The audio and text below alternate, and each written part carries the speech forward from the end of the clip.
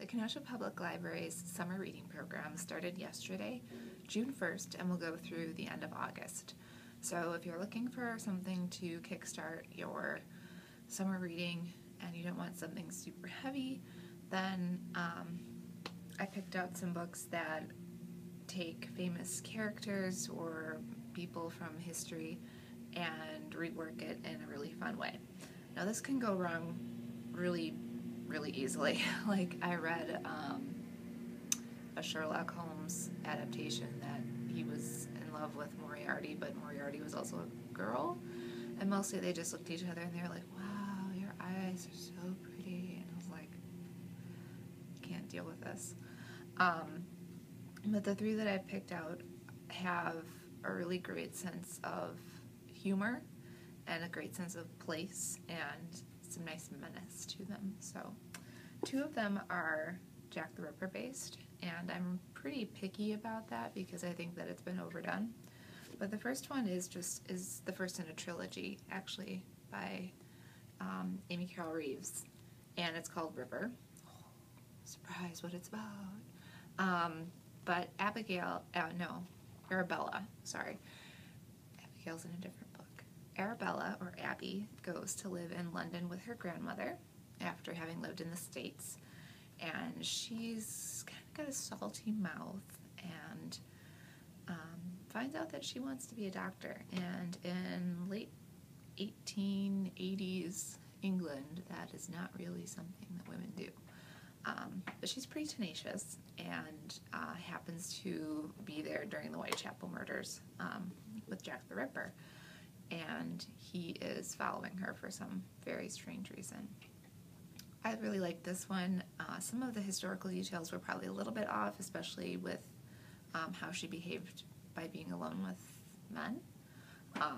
But overall, it's a really fun read, and I'm looking forward to the second one, which is not about Jack the Ripper, but there's a conspiracy, and I like conspiracies. The other Jack the Ripper book, also in a series, is The Name of the Star, and the series is Shades of London. It's by Maureen Johnson, who's an author that I think she's just wonderful. And if you don't, you should follow her on Twitter because she's hysterically funny. But this is about a girl from Louisiana. Her name is Rory, and her parents end up taking a job in the UK, so she ends up going to boarding school in London. And I think Johnson really nails the whole boarding school aspect of the book. That part's really fun to read, and the whole culture shock thing. And then it also turns out that Rory is seeing this man who's around when there's these copycat Jack the Ripper murders, but no one else sees him. So it's a different twist on the story, and it was really well done, and I'm looking forward to reading books 2 and 3.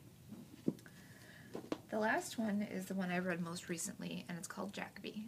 And this is, I would say, if you like Doctor Who or Sherlock, or if you're a super Sherlockian, you will love this book.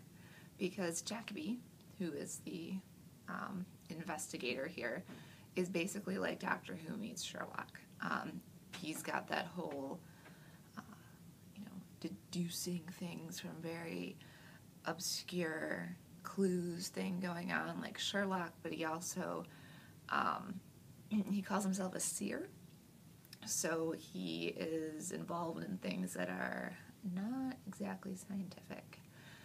And he's very sort of, I wear this crazy hat, and I wear this really heinous coat, and I just don't care what people think because I have my own sense of style.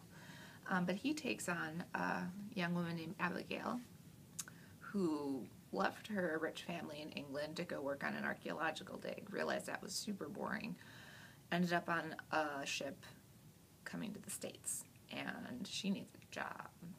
So she ends up as his assistant. Now, Jacobi kind of runs through assistants pretty quickly, and they don't always end up,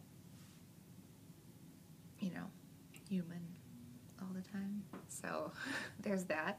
But the mystery is really good, and the second one, which I think is called Beastly Bones, is coming out later this year, and I cannot wait for that one. There's also a pretty cute little romance between Abigail and an extremely buff policeman. So it's not like she's getting down with Jacobi or anything, which I liked. Like, keep it separate, people. So those are 3 that I really, really liked. I also love that they're a part of a series because when you find something you like, you want to keep going with it. And so maybe that will help kickstart your summer reading project.